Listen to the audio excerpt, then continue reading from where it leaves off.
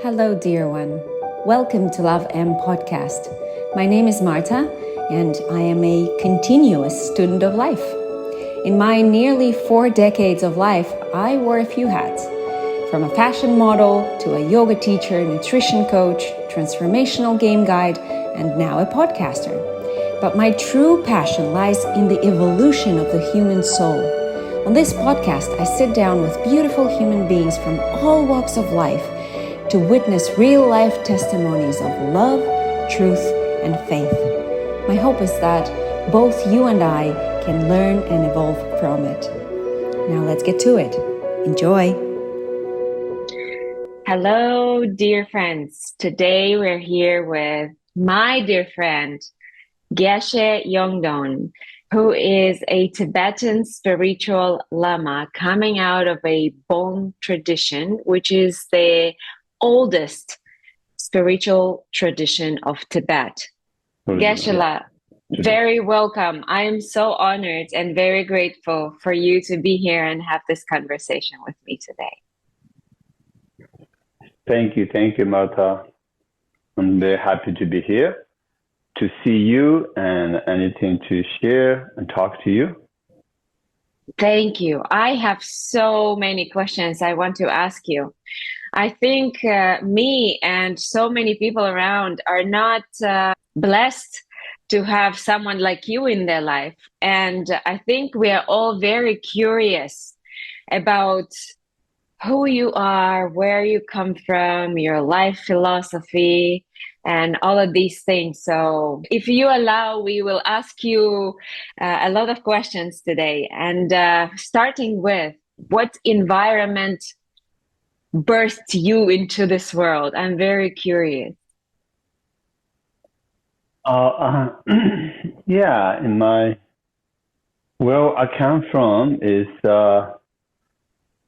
beginning, basically, it's a small village called the Geshe village in Tibet. And if I talk about this village,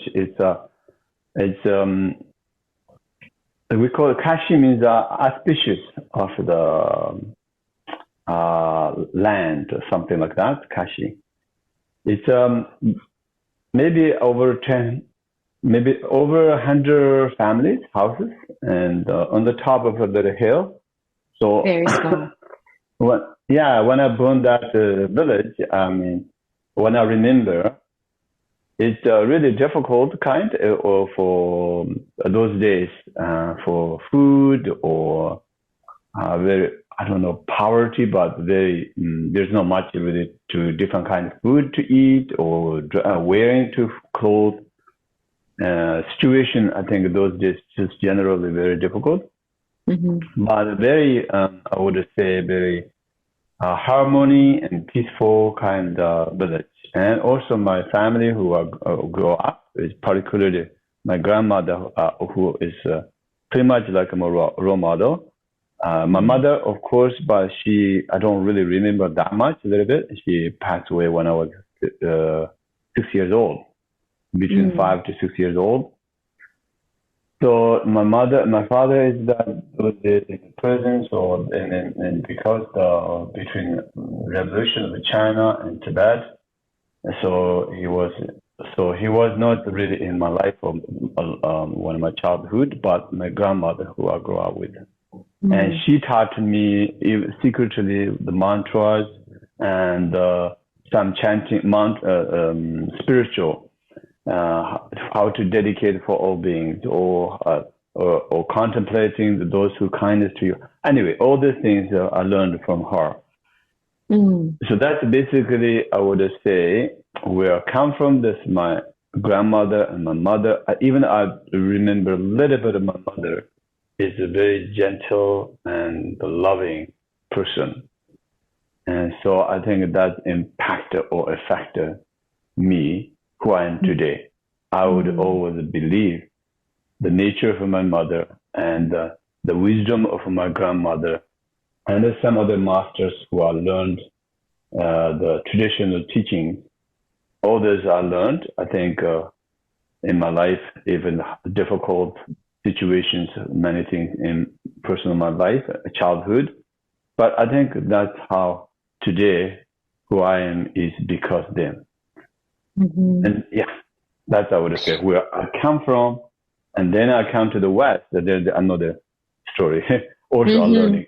All the way, basically, every day I'm learning, Jordan. But before we talk about the West, can we stay in the East for a little longer, Geshe-la? I'm so curious. You were born in the Tibet, in that small village. And I wonder, because I don't know, and maybe you can tell me, if this a choice that you make as a little boy how did you become a monk? How did you set up on this spiritual path that you are living right now? I would say take this spiritual path is, I think I would say karma, something calling me inside. When my mother died, and that time there's a funeral ceremony, and that time is the first time I ever see the monks chanting. And then secretly they come to my grandmother's house, and then in the night, and they're all chanting. I felt beautiful, the chanting. And also there's a little young boy, must be whose uncles taught him, and learning chanting, how the ritual chanting. There's a big text, and then chanting all night. All the lay people around my grandmother's house, inside, outside, is full. And so then chanting, and I thought, I want to be like that. And so then I keep basically to bother and keep asking my family, can I go learn or to be monk, to go to the monastery? Keep asking, this is you're too young. No. And so not allowed. But then my youngest uncle, I have 4 uncles from my mother's side, and my uncle need help for shepherd. The Chinese government who give him work or look after sheep as a shepherd. He has a daughter, but too young, and I was like around 10 years old. So then he asked me to go helping him. It's 3 days by horse to get his place from where my village. So then I went there. So I went to helping, and instead of being a monk, I had to go to the nomad, riding yaks and horses, and follow sheep every day for 600-700 sheep. Then eventually again they come back to my hometown, and I keep continue. I think I keep continue inside me, keep calling me, I want to be monk, and keep asking. And then one day I think my other uncle says, are you really sure you want to do it? And, yes, please. So I think that's how something in calling me inside, even I don't know anything about what a monk or what the spiritual path is. So that, I think, then I was thinking, even today or later, must be something karmic connection. Karma means why so eager or want to be like that. And so maybe something previous life I meant to be, maybe was, or the spiritual path. And I think that I believe because desire that, but also when I was a young boy, even before maybe, but I always want to run away from the village to go on the cave somewhere. I don't know why. I just want to say a cave is just see nobody, talking to nobody, just in the cave. You wanted to be by yourself? I don't know what that means. Yeah, be myself too.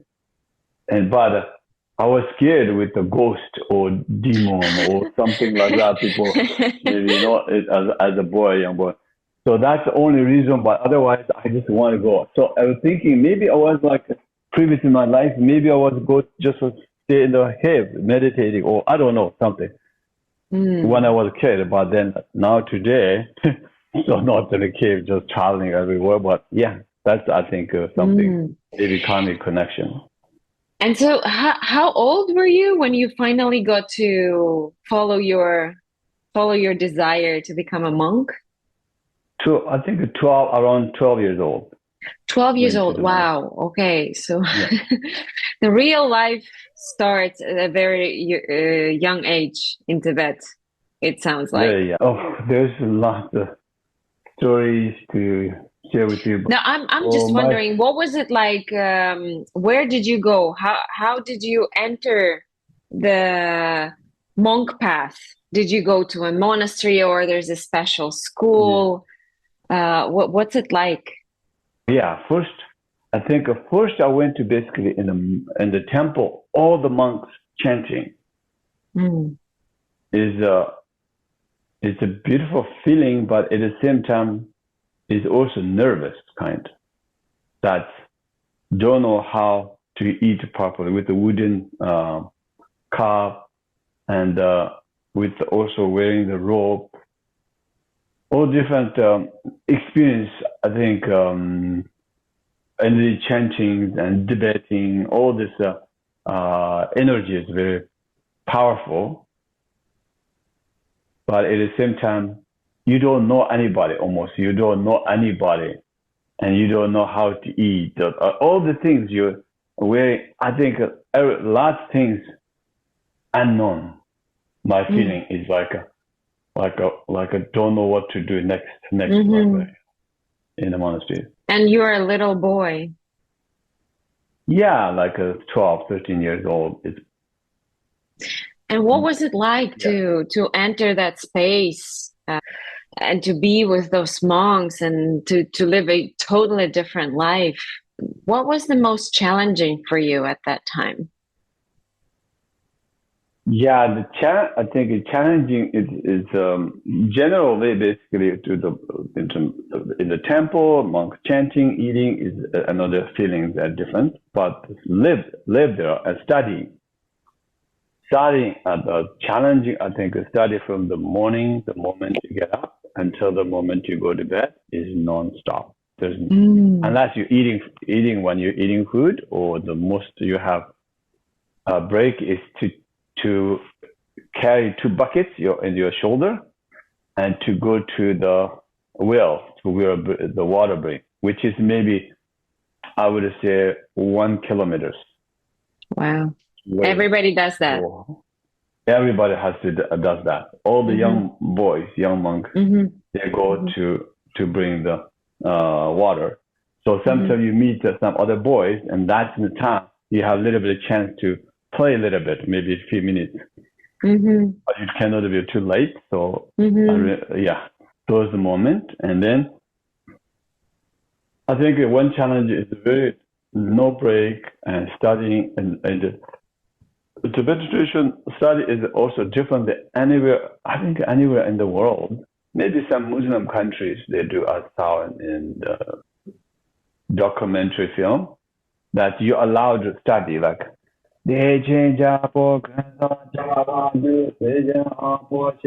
like a loud whole day. That's how you read or study, Wow. not just verbal. And then you have to how to read, but also how to memory. That you have to loud. Do you have to memorize all that by heart? Everything? Most text you have to become mantras or some studies. You have lots of memories. Wow, wow, So wow, those wow. I think a harder thing is like no break and study from morning to night, no play. That I think are hard. And then other hard part is to can maybe 2 3 weeks you cannot go to your family to visit. It's stay in the Mm, monastery. hmm. So I think a miss a home, miss a village, miss a friend, Hmm. all Hmm. like in a village. I think those all my sister brothers. I think those are I think are really difficult just away from home that you Hmm. cannot see them. But at the same And time, I imagine you must have felt happy because you were doing what you were called to do. Is that something that kept you going when it was hard?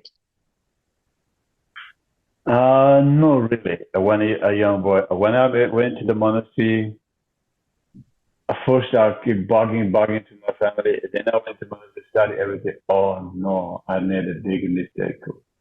All this study, they're all no break and nothing. And then that moment, I felt that was a few, I think 2 years, I felt um, rather shepherd on the mountain that you ride a horse, even though cold, freezing cold, and again in the isolated on the mountain, only animals with you. I felt better that than in the monastery study whole day. That's what I Wow. felt. But I think it just you keep doing day by day. Don't you have basically you choose that you don't have choice. But then later, when you study more, you understand and getting better, and then I switch other monks that who took me to introduce me. That's my teacher, the other second teacher. They're both wonderful, and this one is more how to say. I'm more like a spoiled kind, like because families, they all my family loves him, and because of my uncle's friend. So he like almost like to me like a father figure kind. So I think then slowly with him, I'm more happier to study. And then after that, after I think 2 3 years, then my own self. And then now I'm happy. Now I enjoy learning, and then yeah. But And it's what happened? lots of study, yeah. It's what, sorry? Lots of studies, Lots of memories studies. for 11 and a half years. Yeah. Wow, 11 and a half years. That's a lot. Mhm.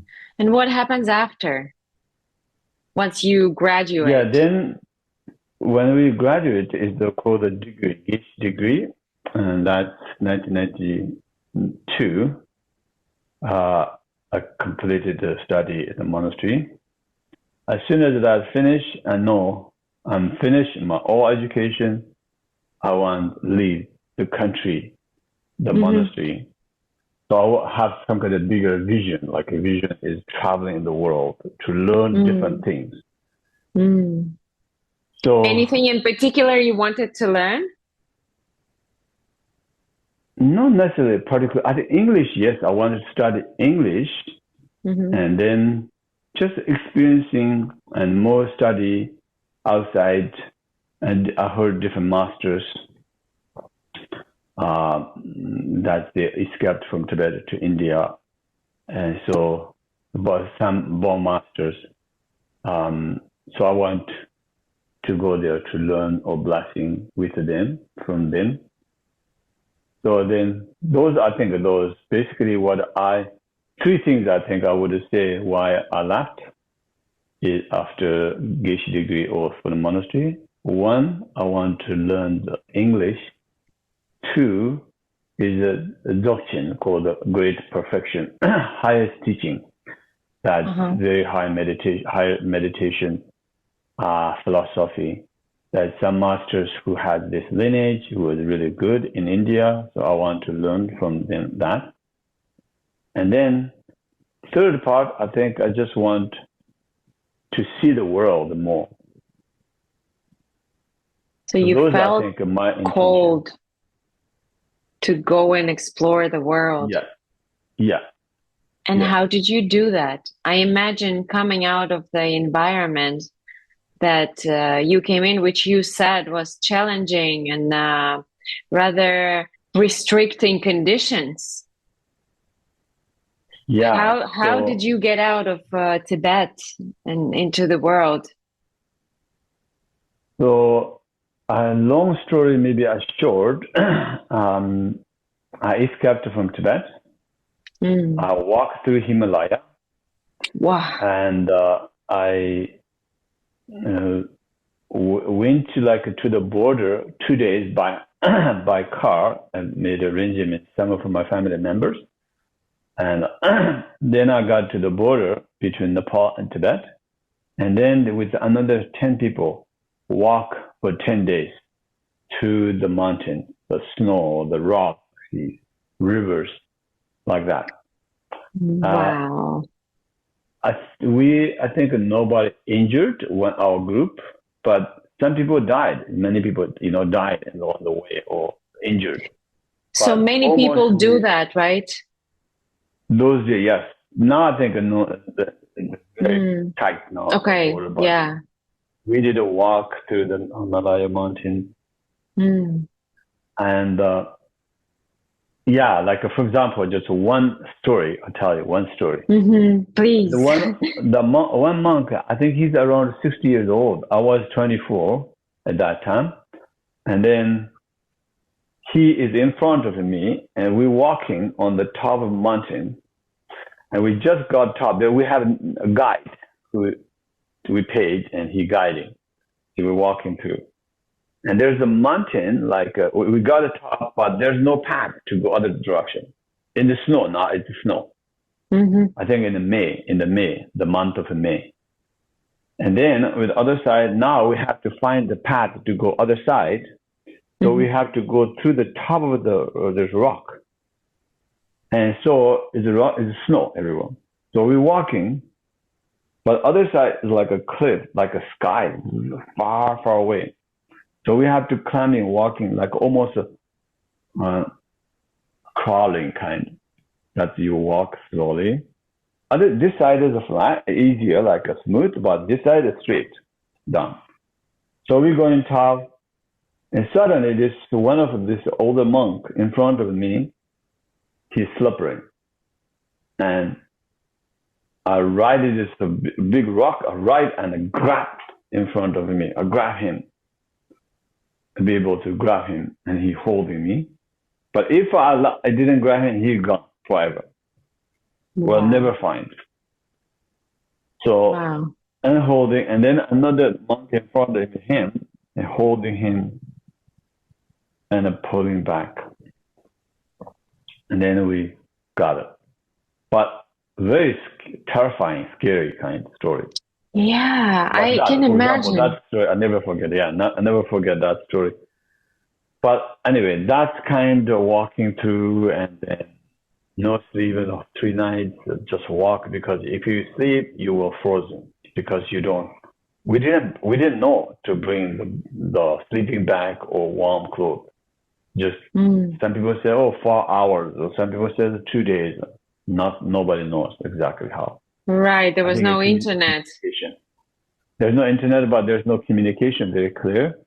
So that's, I think, this guide, we don't know where he takes, which path he's going to take, we don't know.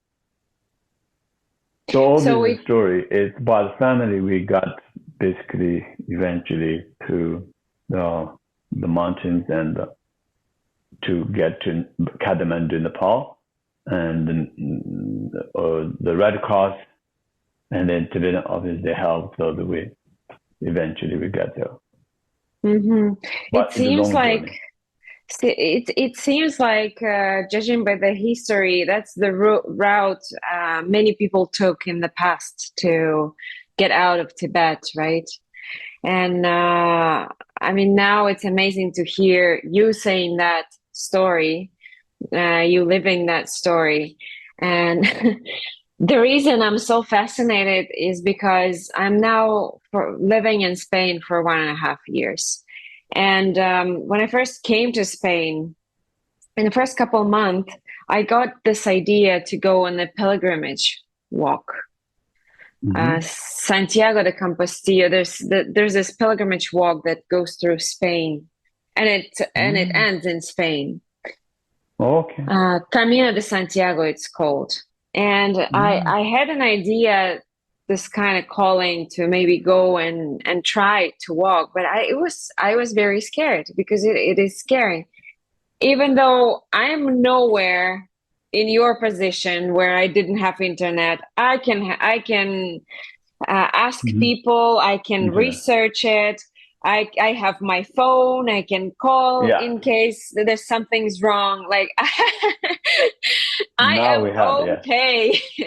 I am okay. Still, I didn't have enough courage to go last year.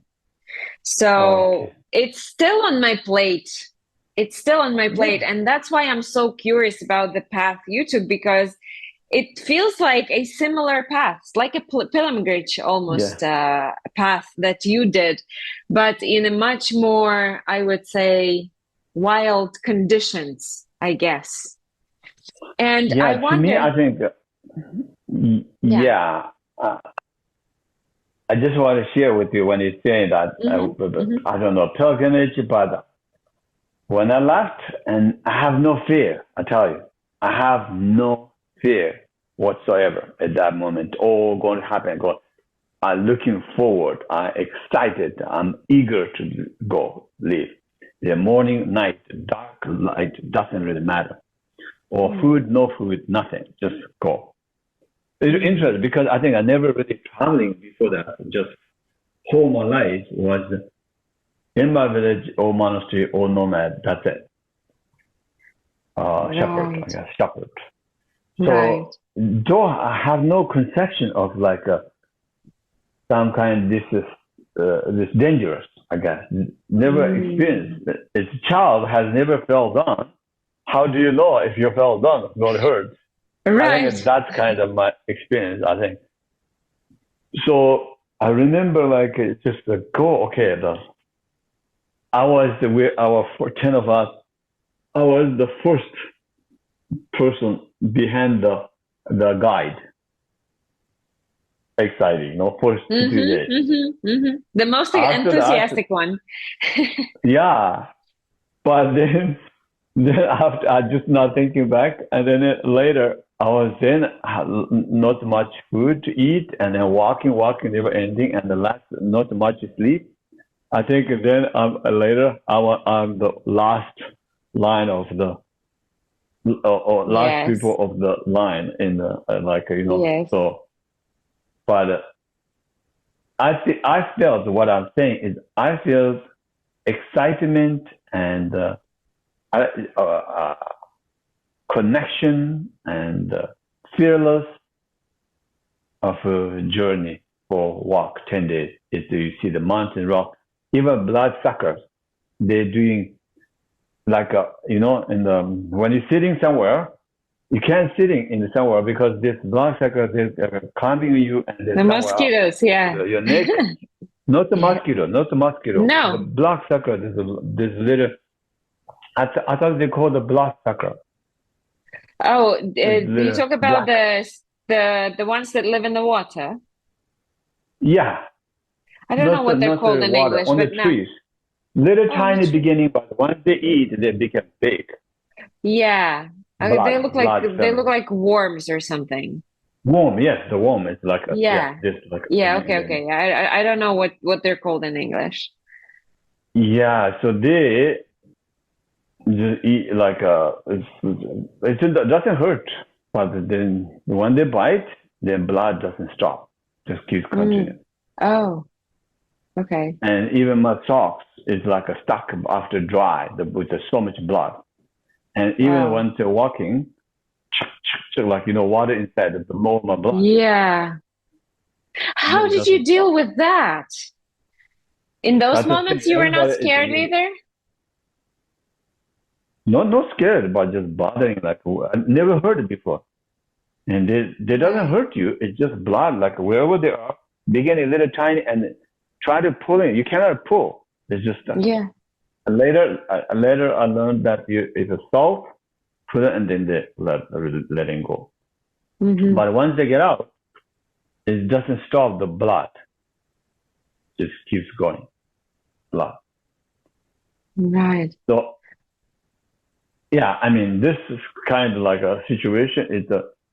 But it's kind of really, it's a walking every day and experiencing, connecting all these natures.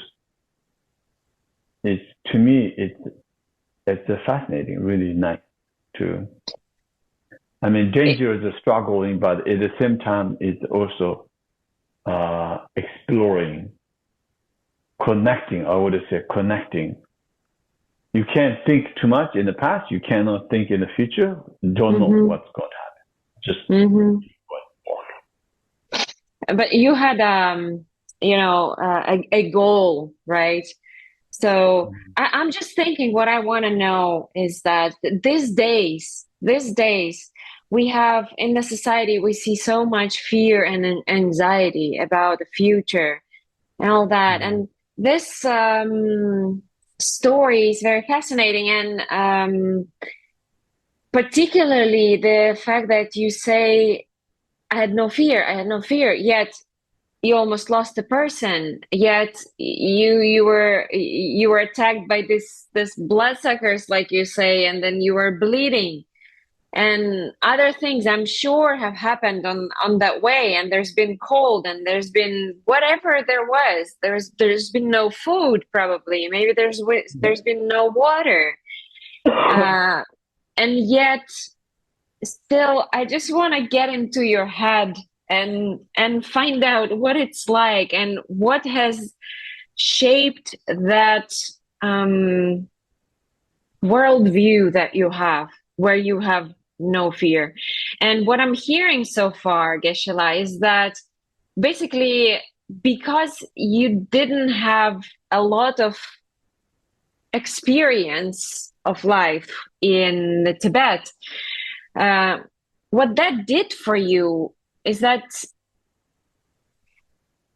I feel like modern people, due to internet and a large availability of information and news out there, we know so much about what's happening everywhere, so that we have a lot to be afraid of. Yeah, yeah. But and this is due to having a lot, like to having access to a wide range of things and information. And for you, there wasn't much. It sounds like there wasn't much. And so for you, you didn't have a scary movie running through your head so much as a modern day person. Even though we're not in the wild, living in the wild condition. We don't have to walk 10 days through Himalaya to survive. We don't have to go hunt for our food. Yet, as ever, we are full of fears and anxieties today. Yeah, I agree. And so I think, you're right. I agree, totally. I agree that sometimes so much news, so much stories or have, and then it's more anxiety, I think, or more choices and more options, and then people, I think, difficult. To me, even my cousin come here, and I told him he's also Geshe, and I told him you have to deal with the one suffering, which is more options, more choices. Too much choices. Before, we didn't have choices, just do it, one thing. But here, for example, okay, if you want to visit somebody and have, tea, which kind of tea would you like? There's 10 or 20 different tea kind of tea.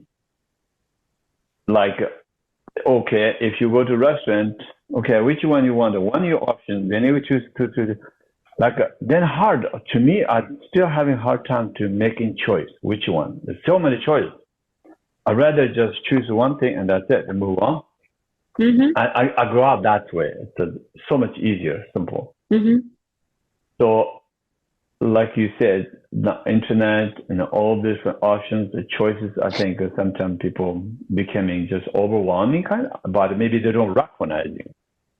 But to me, I think our choices are really good, but if you choose rightly or wisely and committed, then maybe it's good. But if not, you can be going through suffering. So how does one choose wisely? I think that's your gut feeling. To me, like spiritual, I think spiritual teachings.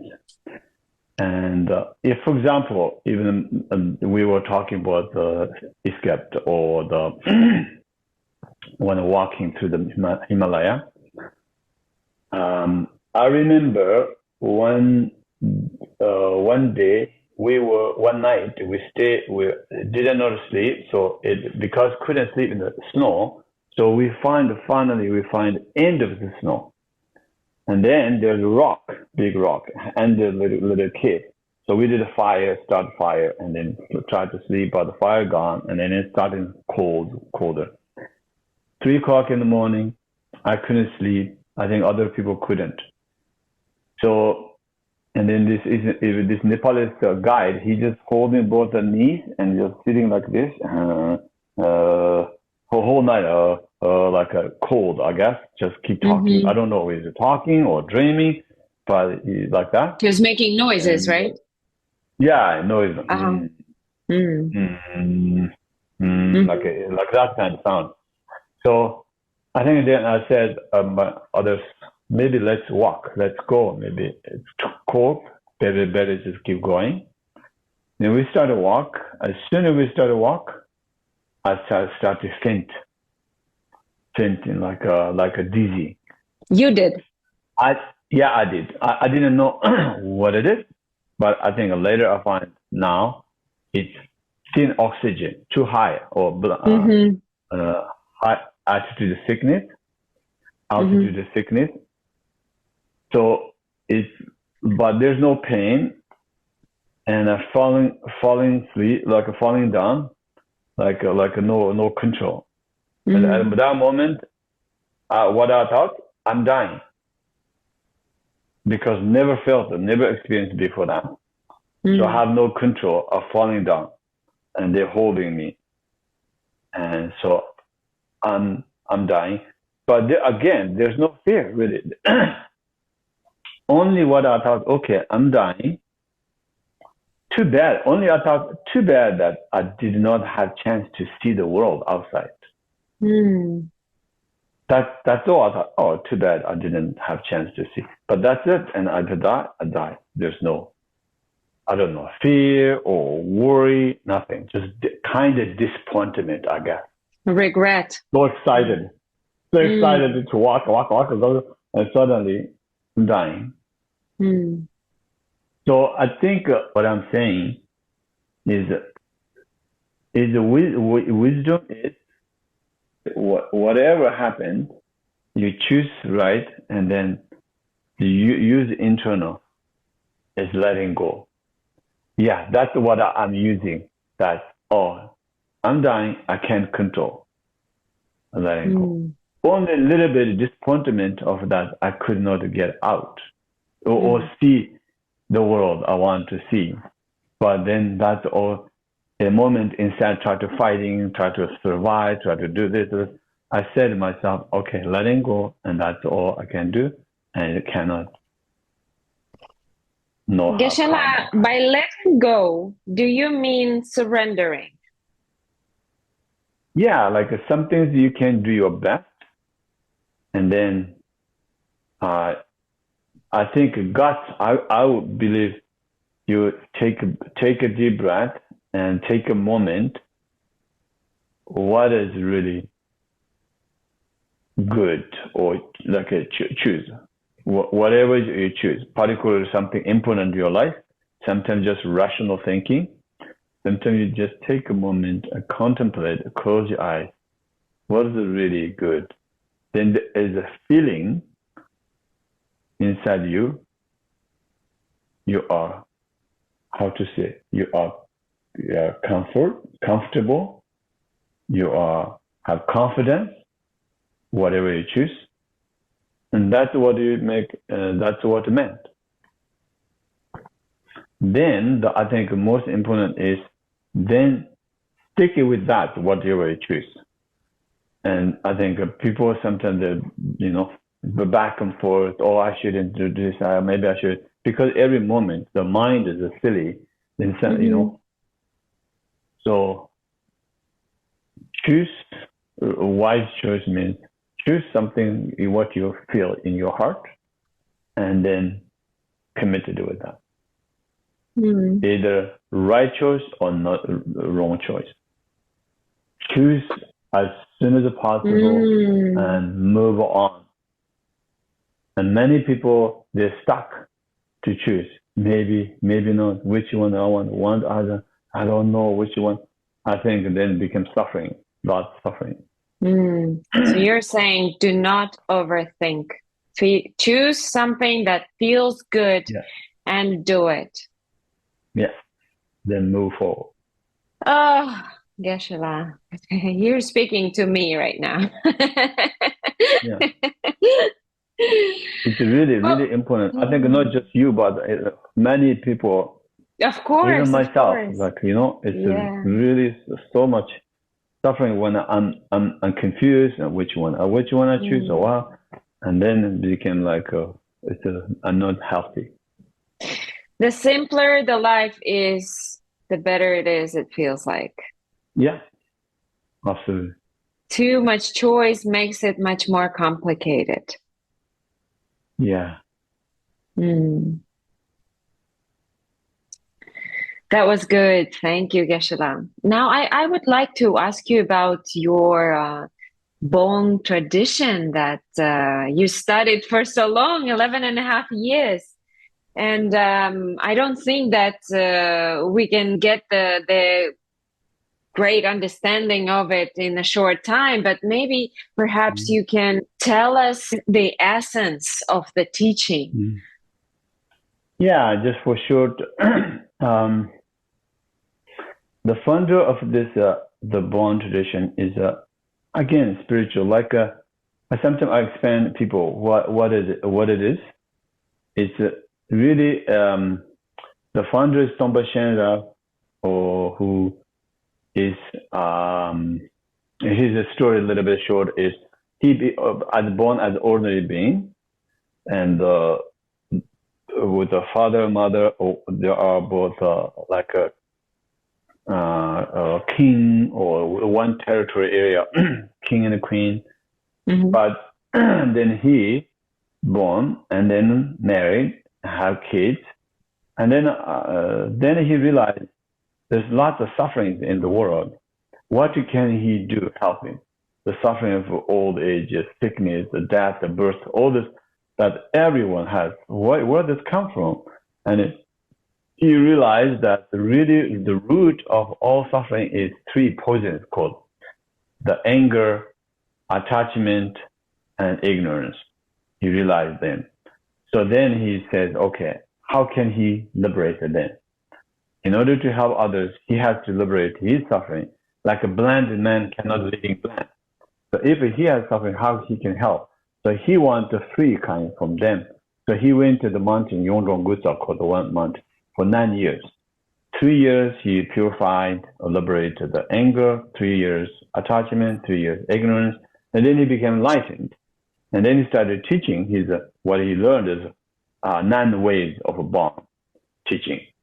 So these are all 9 ways of Bon teaching, like almost like a grade 1, grade 2, like that kind in spiritual journey, their life, how to learn themselves is like the medicine, how to take care of your health, how is the mind, or connect with the mind. I don't know, there's rituals, there's the medicine, all the different things, but comes down, my understanding, what all this is teaching called 84,000 teachings, like 84,000 medicines to liberate the suffering, either individuals or community. So depend each person. The medicine, one medicine may be good for antidote to certain sickness. So these all teachings benefit or antidotes, whatever our needs, either physical or either emotion or mental. That is all teachings. But really all this comes down, to me, I always saying, Tapshi Zongde means union of compassion and wisdom. All Tongpa Shen's teaching of 84,000 teaching and comes down into 9 ways of Bon, and all that 9 way into the 3 we call the ultra inner secret teachings. But all this teaching teaches what? Compassion. Love. Compassion for loving kindness or compassion for yourself and all living beings. How to do that. And then how to letting go of our ego attachment. Something that's very stuck. How to do that is wisdom. And those basically, in order to do that, there's many different teachings. So that's, I think, a simple way I would say all this Bon teachings comes down is to teach us compassion and wisdom. That these two is like a wing, two wings, that you can fly free from suffering. Like a bird, one fly without a wing, one wing cannot fly. So you need both. And that through the both, you can free from suffering.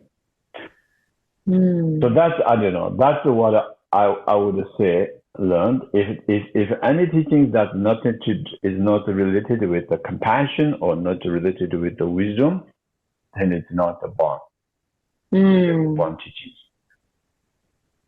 If something beyond that or not related, means is not, if it is not union of compassion and wisdom, then it is not the YongDong Bon teaching or practice. I don't know you understand it, but that's I would say. Yeah, well, it's when you were talking about the creator of the Bon tradition, it somehow reminds me of the Buddha's path as well, right? So he also comes from Buddha Shakyamuni. Yeah, the similar findings. They're very similar, exactly. Yeah. Ignorance. Their life stories, the Buddha Shakyamuni and the Buddha Shen, their way, it's historically 18,000 years Bon and 2,500 years Buddha Shakyamuni. They're pretty similar, but years that are different, and names and slightly within different, but all their purpose or intention is really see the suffering and to want to be liberated from suffering. Yes, ultimately, like when you go to study different religious or philosophical teachings or religious traditions, ultimately it always comes down to one and the same thing, and that's the loving kindness for everything living. Yeah, that's beautiful. Something that I wanted to ask you, you wrote a book. You wrote several books, but you wrote the first book that you also gave to me, back in 2018 when we met on this project. It was a beautiful project, by the way, as well, and it's very deeply spiritual, and it was about the same wisdom and wisdom of the elements that you were talking about, the 5 elements. Yeah. But I remember from reading your book, and I really want you to tell this again, about the story about the universal breath. Can you please tell us? The breath is really important. All this, basically breath is air. Breathing in, out, this breath is air. The air is element. That's one of the 5 elements. And those 5 elements are the foundation of the universe. So, like without the earth, we cannot survive or live. Without the water, without the fire, without or heat, or without wind or air or space. The space is one of the elements. And then traditionally, according to Bon tradition, the first exists in the cosmologically, space exists. And then slowly wind blowing. And then start heat, fire exist. And then slowly water, the moisture start. And then slowly the dust, earth exists on the top of the water, the cream of water, like a cream kind. So they are stacked one to another. So the air is the foundation of the universe. So without air breathing, we cannot survive. Even plants or human beings doesn't. So the breathing is really like that's why everybody, in order to survive, you take breathing. In last minute, there's no longer breath. Your life is finished. So that's just general kind. But really, universe breath, what the meaning is, when I breathe in, now inside my body is my breathing. But then I'm breathing out. Now universe breath. That breath merges into universal breath as soon as I'm breathing out. So no longer like my individual breathing. That's what we call, right now this body is my body. But when I die, they go into water, go into dust, into earth, into space, and then no longer ego or self or my attachment, that's mine. There's no longer identity of me or mine anymore. You all became part of the universe. That's what everything in the trees, like the people. So universe breath means the breath has two, individual breath and universe breath. The universal breath is as long as you're breathing out, then become universal breath. So the beautiful thing is if you're connecting to the breath is one way. I mean, one way how you look the breathing is you're breathing in, but you're breathing out. But also when you breathe in, remember this breathing is also, if you think for focus of positive. With the pandemic is negative, we would don't breathe in like no. But if spiritually you look at carbon dioxide, you're breathing out, then it purifies and then come in like a exchange. It's like you're charging the breath with your personal flavor of whatever is inside of your mind and your being, and you're giving that out in the universe. Yes, you give it out, and then universe breathing, fresh breathing in coming in you. Like even for example, 1,000 years ago, the breathing you breath the same. That's today we breathing in out. No difference. Maybe the pollution may be different, but breath, the air itself is 10,000, a million years ago. The same breath that we're taking. Even Jesus or Buddha are called. They're breathing in out. That's you breathing in out. The masters who breathe in out is you breathe in, or ancestors who breathe in out. You are connecting to them through the breathing that you take in their breath that they used and lived. I don't know. That's one way I would just say with the meditation part is you are connecting to the universe if you look that way. Geshe, thank you so much for telling this story, because this is my favorite part of your book, which I think I will remember for the rest of my life. Because to me, through this breath and through this perception of breathing and breath,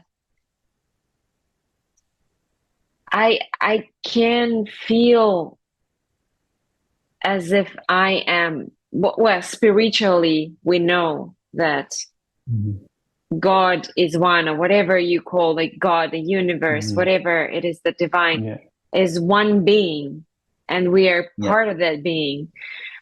But what a beautiful way to think about it, to see it, that when the universe was created, first there was space and then there was air. The second element in the order of creation of the universe was air. And through this element, we are all connected. No matter how many thousands or millions years ago we were someone was alive, we are connected to them through the universal breath. We are breathing the very same air they were breathing. And what a beautiful way to stay connected with perhaps some family members that you lost, or even some of the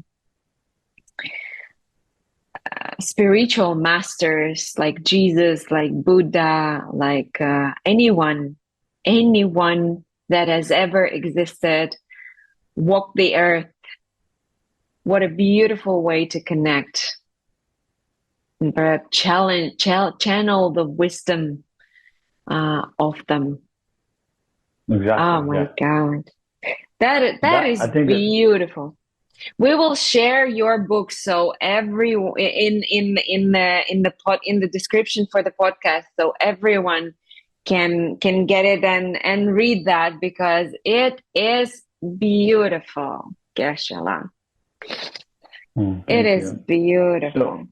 So that's why I think just now, and when we talk about the breath, realizing more, clarifying myself that according to Bon tradition, there's a holding breath, like a breathing in. There's 4 categories: inhale, holding, more inhale, and exhale. That's the really extraordinary of this tradition.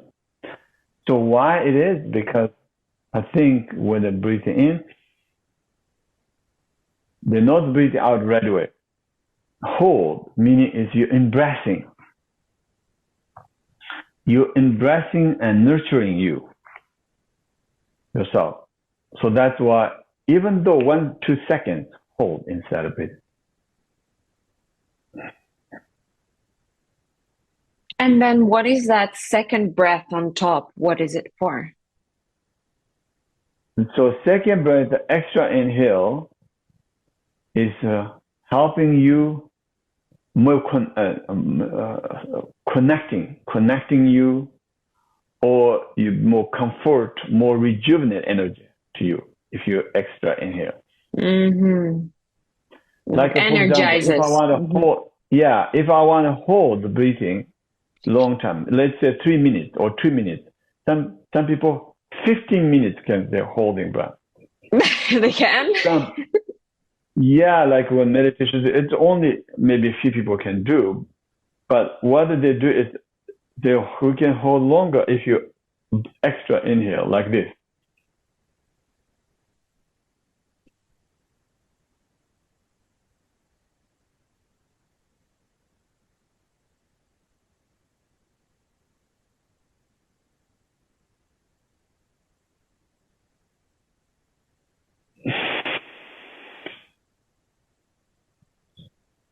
So the reason why I know time running away, but breathing in, people often right away breathing the anxiety, but don't breathing out right away. Sometimes you just breathing hold, hold breathing in and then relax. The second breathing, the extra breathing, helps you more calm and helps you not coming out right away to helping. So the longer you can hold, the better purification, better for your body. And it sounds like this might help with anxiety attack, or probably panicking, or episode of fear. If this is something I learned in the Vipassana meditation, and they're actually talking about how breath is the bridge between the body and the mind, and how we can use our breath to manipulate our body and our mind, the connection between our body and our mind. So, for instance, if we are, the body and mind are connected, and if we are anxious, usually the body responds with fast heartbeat, and we become like we move fast, we agitate, we're agitated. So when I remember they were teaching that in this case, to slow down, or to even when the body becomes hot, right? We become sweaty when we're having a panic attack. So to cool down, we slow down our breath and make it as slow as possible. Exactly. So what you were just doing, yes. So, and holding, exactly. So make it slow.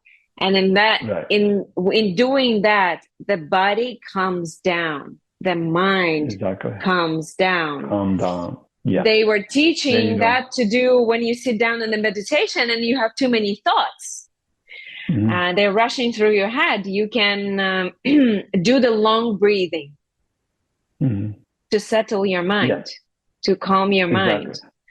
And then again, when you are feeling lethargic and you don't have energy, you would use the fast and rapid breathing, like the what you're referring to, the second breath on top of that one. That would be the energizing one. So that's what they were saying. You can breathe fast, and then your body will energize. Also, your mind will become alert and clear. So yeah, the breath is the bridge between the body and the mind, and we can use the breath to manipulate either or both.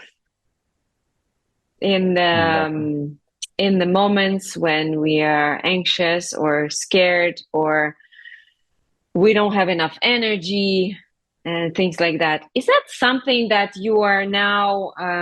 Yes. So the next question, for, perhaps, and maybe we are headed towards the end of our conversation.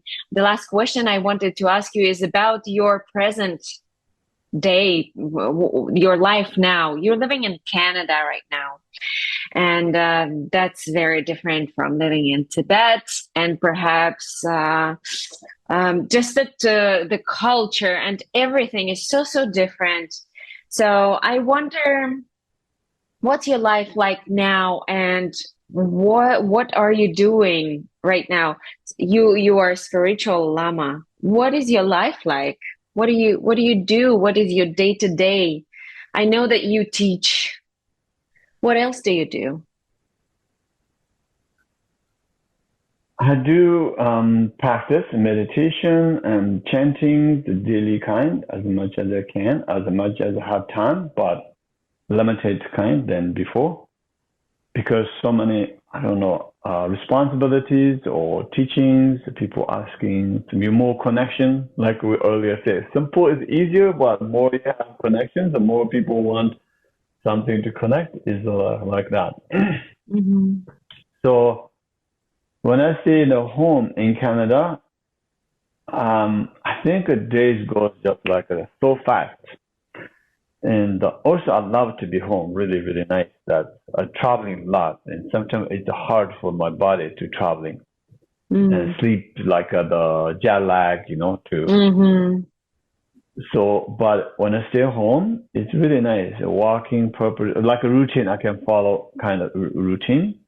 But again, days just gone, and it's like, for example, this weekend I have to go teaching in Victoria for 2 days, but then I come back. And then next weekend we have a fall retreat here, our Chef Chaman organization. We have organizing for retreat.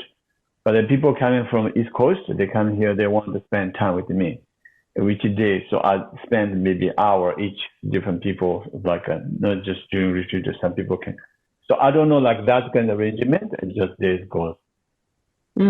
So you teach a lot. Overall, teaching, meeting, basically, teach individuals, groups, and then I go to different countries. I don't know, just keeps going and different things. So, but altogether, I'm very, very happy that whoever I can reach out or helping or something to learn from each individuals. And I'm so grateful to live in Canada as a peaceful country, as a freedom country, freedom speech, all the things. And I'm always grateful to since I've been in Canada, changed my life in a more positive way. That's I meant for myself, but also for helping others. So every day I'm grateful, really I do. I remember that's. But maybe not. I have more fear than before. Yes, because you're now living in the Western country. More option. Yeah, that's I'm working on. Geshe, what is your message to the world? I just record chanting called healing mantra. This intention of this healing mantra, not finished, but once finished, anybody listens, lift up their energy, lift up their emotion, wherever they're stuck. So that's my goal to send. I'm hoping really before that, I did it intentionally and meditate and before recorded. So my message to the world is any feelings of fear or sadness or anxiety or wandering or lost, my hope or wish, don't just keep every moment changes your moment. You have the power, you have the responsibility to transforming yourself, lifting up yourself, guiding yourself. You have the wisdom within you if you listen to yourself instead of waiting somebody or complaining something or somebody. Just do something yourself as soon as possible, as much as possible, instead of stuck or stay in that kind of emotion you're going to do. That's compassion or wisdom. I think that's my message. Maybe, beautiful. For example, if you feel sad or like that, maybe get up, walk. Don't stuck on the phone or like, there is always a way to lift up yourself, transforming yourself, be peace and happiness, because that moment is a very precious moment. And don't waste the time to be pain and suffering into that. Like I said, physical pain, maybe you cannot change. Maybe doctors pills, but emotion, something, don't waste. Do something for yourself. There's always solution. And maybe solution, maybe you don't like it, but there's always a solution to free. Yeah. Oh. Yeah. Yeah, sometimes we don't like the solutions. Yeah. But they work. It sounds like a beautiful message of love yourself. Yeah. Geshe, thank you so much. Where can me and whoever is watching this podcast, where can we go to see, to listen to your teachings? Do you have a YouTube? Where can we find you and more of your wisdom? There's a lot of YouTube. My name, Geshe YongDong. You can put my teachings, and I'm going to do more and more. And then there's a website, Shep Chamalin, and Tibetan Bon Buddhist Society in Canada.